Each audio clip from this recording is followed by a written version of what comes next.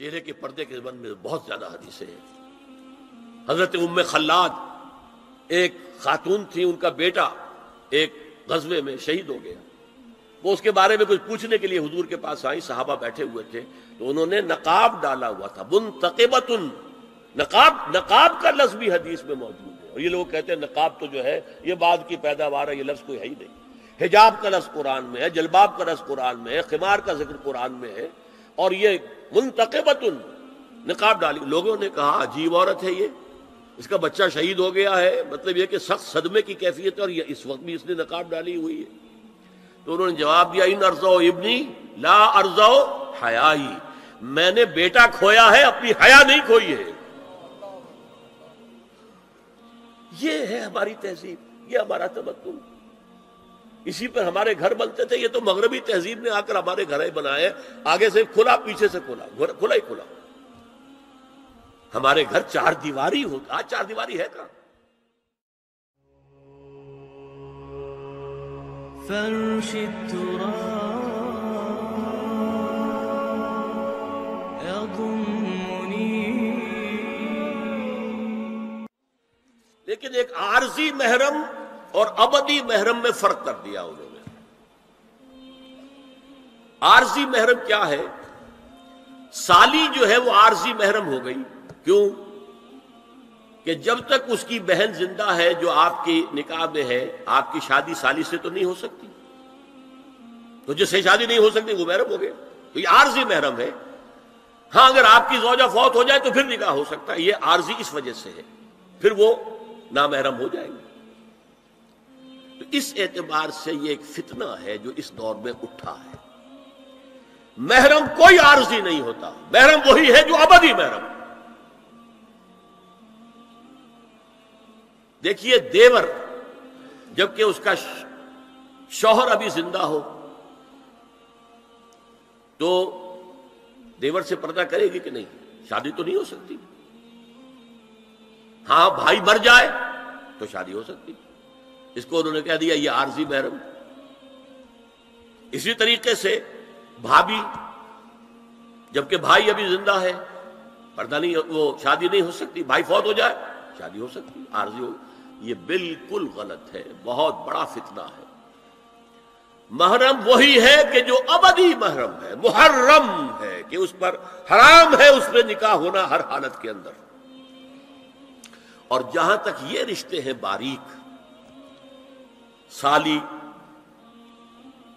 اور دیور، اس کے بارے میں تو حضور سے پوچھا گیا دیور کے بارے میں، تو آپ نے فرمایا الحم و موت، دیور تو موت ہے. اب آپ سوچئے ہمارے ہاں کو پردہ ہے دیوروں سے، کو پردہ ہے سالیوں سے، کو پردہ ہے نندونیوں سے. الحم و موت، موت کیوں؟ یہ دیور ہندی کا لفظ ہے. دیور کے بارے میں تو تصور یہ تھا کہ یہ دوسرا شوہر ہے، ور ہے، دیور دوسرا شوہر. حضور نے فرمایا الحم و موت، دیور تو موت ہے، موت کے درجے میں. ایک اور بات نوٹ کیجئے، ایک خیال کیا ہے ظاہر، اور اس میں افسوس ہے کہ بعض لوگ جو پردے کے بڑے حامی ہیں، بڑے شدید حامی ہیں. ایک صاحب وہ بھی ہیں کہ جنہوں نے ایک بہت بڑی کتاب پردے پر لکھی اور بڑی عظیم کتاب تھی. ایک دوسرے بھی ہیں جنہوں نے چھوٹی لکھی لیکن اچھی کتاب لکھی. لیکن یہ دونوں ایک جگہ آ کر مار کھا گئے کہ یہ جو قریبی رشتہ دار ہیں ان کے ساتھ اتنی سختی نہیں ہونی چاہیے. حالانکہ فلسفہ سمجھ لیجیے اچھی طرح، جو قریبی رشتہ دار ہوں گے، کزنز ہیں. اب کزنز کا عیسائیوں کے ہاں شادی نہیں ہو سکتی. کزنز جو ہے جیسے سگے بھائی سے شادی نہیں ہو سکتی، کزنز سے بھی نہیں ہو سکتی، ان کا تو معاملہ اور ہو جائے گا. ہمارے ہاں تو شادی ہو سکتی، چچا زاد ہو، مامو زاد ہو، خالہ زاد ہو، شادی ہو سکتی. اس اعتبار سے جن سے جتنے زیادہ ربط کا معاملہ ہے اتنا ہی اندیشہ زیادہ ہے. ایک عورت نے کسی کو راستہ چلتے ہوئے ایک مرد کو دیکھا، فرض کیجئے کہ اس کی نگاہ کے اندر کوئی وہ کھب گیا کسی وجہ سے، مردانہ وجاہت اسے اچھی لگی. پھر تو اس سے ملنا ہے نہیں دیکھنا ہے، وہ تو راستے کا معاملہ تھا، آیا گیا ختم ہو جائے گا۔ جو گھر میں آ جا رہے ہوں ان سے تو زیادہ پردے کی ضرورت ہے، کانٹیکٹ کے مواقع زیادہ ہیں، بات سری ہوگی بڑھتی چلی جائے گی کانٹیکٹ کی وجہ سے۔ اچھا اسی میں ایک بات دیکھیے، کچھ لوگ کہتے ہیں اچھا جی تو پھر مردوں کا بھی پردہ ہونا چاہیے۔ نہیں، عورت کا مرد کو دیکھنا کچھ اور ہے، مرد کا عورت کو دیکھنا کچھ اور ہے۔ مرد کی فطرت میں گرے اقدام ہے، آگے بڑھ کر کچھ ہے حاصل کرنا، عورت کی فطرت میں بلکہ اس کا حسن اس میں ہے گریز، پیچھے ہٹنا۔ لہذا پردہ عورت کے لیے مرد کے لیے نہیں۔ لیکن اگر کسی مرد سے ایک رابطے کا معاملہ زیادہ ہونے کا امکان ہو تو نابینا سے بھی پردہ ہے۔ وہ میں آپ کو حضرت ام سلمہ اور حضرت میمونہ نبی صلی اللہ علیہ وسلم کے پاس بیٹھی تھی، اتنے میں حضرت ابن ام مکتوم آ گئے۔ نبی صلی اللہ علیہ وسلم نے ان دونوں سے فرمایا احتجبا منہ، ان سے پردہ کرو۔ ازواج نے عرض کیا یا رسول اللہ الیس اعمی لا یبصرنا ولا یعرفنا، حضور کیا یہ اندھے نہیں ہیں؟ یہ نہ ہمیں دیکھ رہے ہیں نہ ہمیں پہچانتے ہیں۔ فرمایا افعمایان انتما، کیا تم دونوں بھی اندھی ہو؟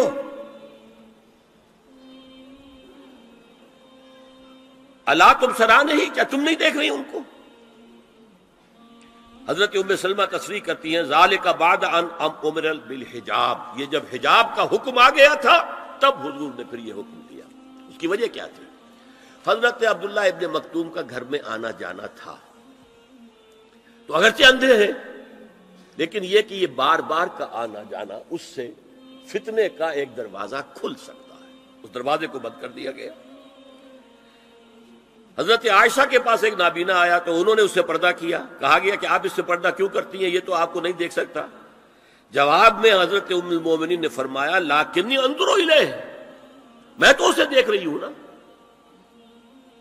عورت مرد کو دیکھے، البتہ یہ کہ عام حالات میں آپ بازار میں چل رہے ہیں، عورت جا رہی ہے، کوئی باہر نکلنا پڑا ہے، تو اس حالت میں اگر وہ مرد کو دیکھتی ہے تو اس میں در حقیقت وہ فتنہ نہیں ہے کہ جو گھر میں آنے جانے والے لوگوں کا ہے۔